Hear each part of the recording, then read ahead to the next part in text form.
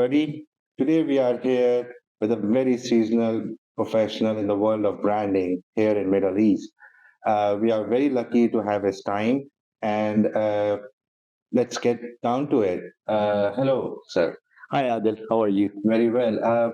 Please let us know about your name and tell us your experience in the world of branding that you have been doing in the past couple of decades. Absolutely. So I'm Hussein Dajani, and for the last 22 plus years, I've been working in the Gulf region, be that in Saudi, Qatar, Bahrain, and the UAE. The first part of my career, I started with traditional advertising agencies, the likes of WPP and Publicis, where we built a lot of brands. So we did a lot of branding for products, services, or even organizations. And then I decided to jump leap and move towards the client side, where I started off with Virgin Mobile in Qatar. Then I moved with Red Bull in Middle East and Africa. Then I put on a new hat, which is entrepreneurship, where along with two other partners, we founded a digital agency. We ended up selling it to WPP. And then I put on a new hat where I joined Nissan Motor Organization as a general manager for customer experience transformation in a way bigger region: Africa, Middle East, India, Turkey, Australia, and New Zealand. And after doing that for 5 years, I decided to take a chance and join the consulting industry, where I joined Deloitte Digital in the Middle East as a partner and a chief marketing officer. After doing that for 2 years, I'm currently leapfrogging into a new role, which will be announced soon. It will be in Saudi. It's a senior marketing position with an organization. So stay tuned. Well, you're gonna get a exclusive insight from that as well later onwards. But I mean, in your experiences, today the world is, especially in the world of business, uh, branding is becoming a top topic to talk about.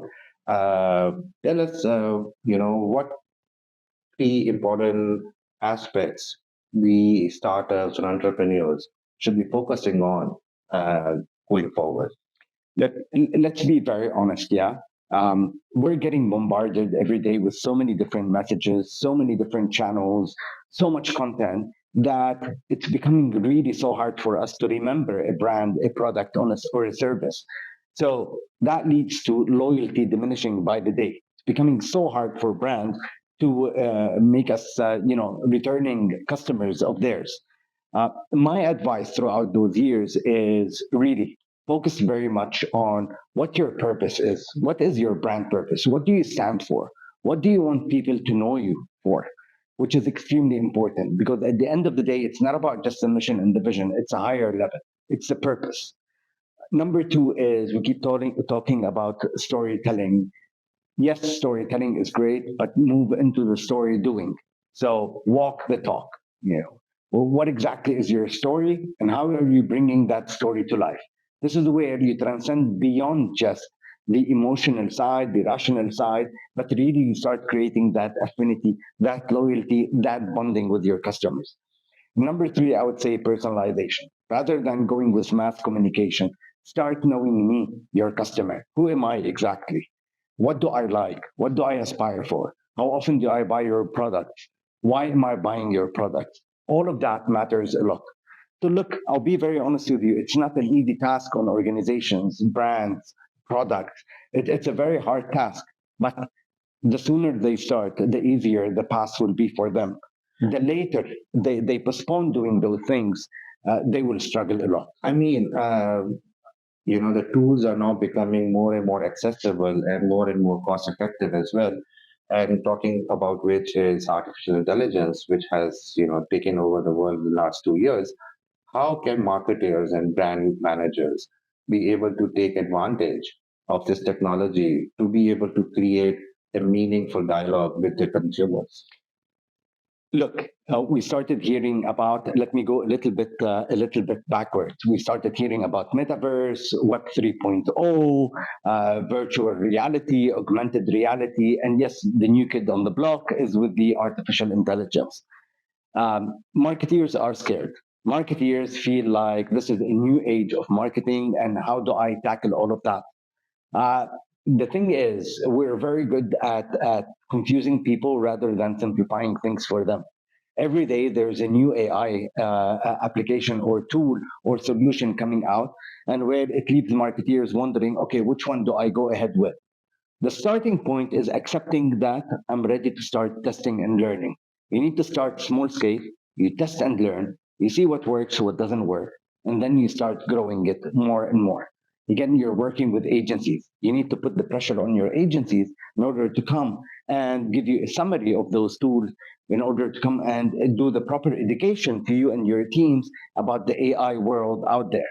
But again, as you rightly said, the number of tools out there is a lot, and the cost of them is diminishing by the day. So you should start utilizing those tools out there in order to be able to produce your content, your creative work, or anything of that sort. So again, the help there, it's like in the past where you have the world wide web.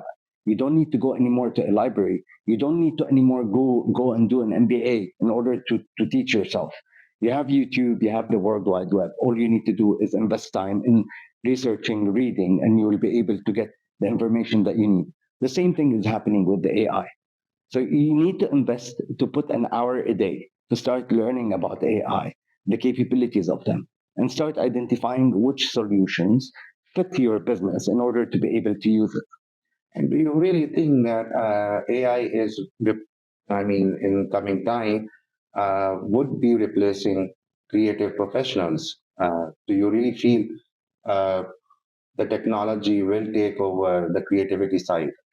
I Someone said a very interesting, and I'm quoting that person. I don't remember the name, but said AI will not replace humans.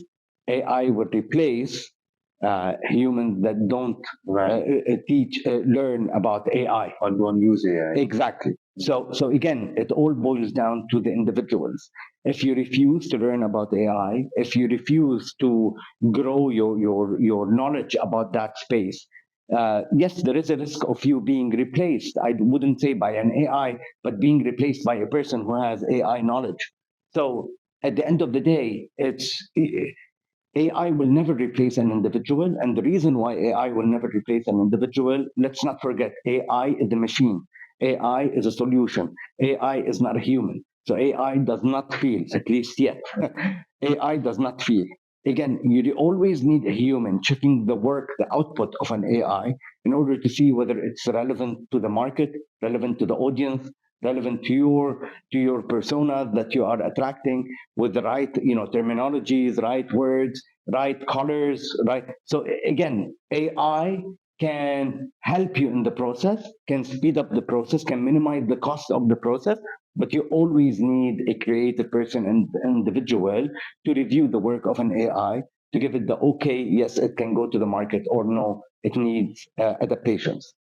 And I mean, balancing the effect of branding between personalized advertising and consumer privacy, that again is a topic of concern. How much you can be able to use the data in order to push forward your product. Look, it's not about how much to use the data. Let's be completely honest. This region still does not have a very much developed GDPR. All right, we are starting the process, but it's a long way to go.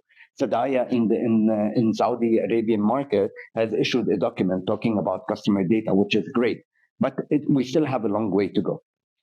If you take a look at the past, organization and still till now, organizations have been capturing customer data, but without informing those customers what is it doing with those data, how it is using those data, and how it's securing those data of customers.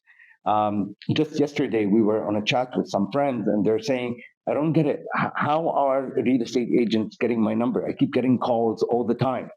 This tells you that there's an entity with whom that individual dealt, either sold their data or disposed of their data. So the challenge here very much is, number one, AI will help you to be able to capture the data and analyze the data so that you can start creating personas. So you can start grouping people into, okay, those have the same aspirations, those have the same interests, those have the same behaviors, so on and so forth, so that your communication is tailored toward them. Number two is you as an organization, you have to be very vocal about why am I capturing your data? Where am I storing your data? How am I securing your data? What systems do I have?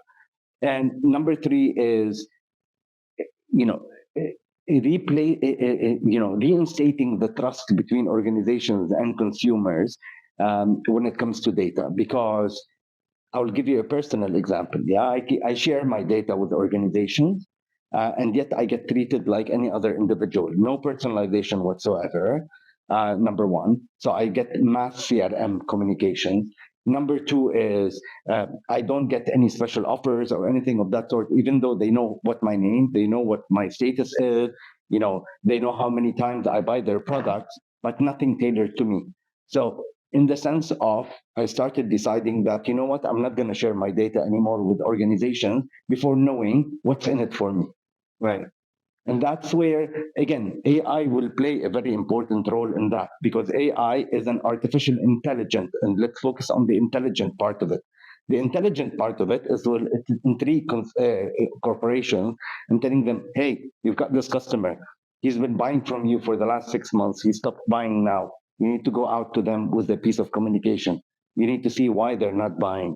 You need to see have they went to your competitors or not. How can you can leverage a product or service with so many touch points available to it and yet makes it meaningful as well and not just spam them also at the same time? You need to start with what we call the customer journey mapping. Right. So you really need to understand the journey in which your customers or consumers go through for buying your product or service or interacting with your product or service or anything of that sort. Right. Once you identify that journey, you'll be able to find out which touch points are physical, which touch points are digital, which ones are phygital, which means physical and digital or omni-channel. Right. And then again, you start tailoring your content, your communication based on those touch points. Right.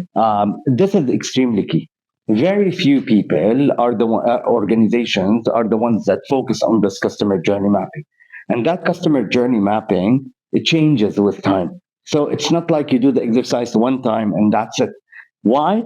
Because your audiences are changing. Number one, because digital is accelerating at a very fast pace.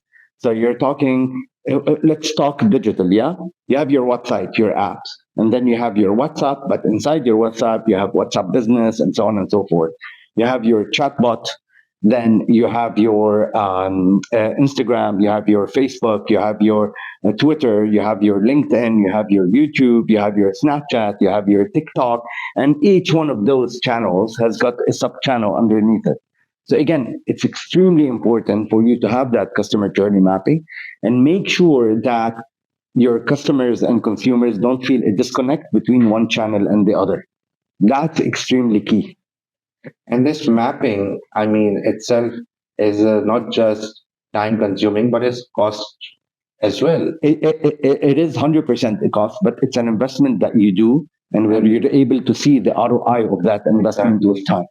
Again, you mentioned about artificial intelligence. AI will help you a lot in mapping that customer journey mapping, because through the AI algorithms, what used to take us a lot of time in going through the data, analyzing the data, and AI is able to do that in a much faster period of time. Will be able to tell you the sentiment of your customers and consumers at every single touch point, where you will be able to identify the pain points in order to turn them into positive points. Well, I mean, there is a lot to take in. Well, I hope you guys enjoyed this conversation. We definitely hope that we can have a part two session with it and know more about the world of branding as we go along. I hope you enjoyed this conversation. Stay tuned for more information. We're gonna keep info updated with Mr. Dajani here, and to know more about him, he is very popular in LinkedIn as well. He does many different podcasts also. So you can always connect with him on LinkedIn or Instagram or other channels as well. Absolutely. Thank you so much for your time, sir. Adil, thank you very much. I will just give a word of advice out there. Don't be scared of the latest innovations or technologies. It's very easy to fall into the trap of I'm lost, I don't know what to do. You need to start investing time every day to learn about the latest innovations happening out there. you need to start testing and learning. So where the cost of your testing is very minimal, so you're really not harming your brand or product, you need to start challenging your agencies. And I promise you, the future is bright, but it depends on you as individuals, as marketeers, as professionals. How do you push and raise the bar higher? And how do you really reinstate your brand purpose in your customers and consumers? I'd like to wish you all the best. And I look forward to meeting you again. Well, nice end note with a very good hopeful message. Thank you so much. Thank you.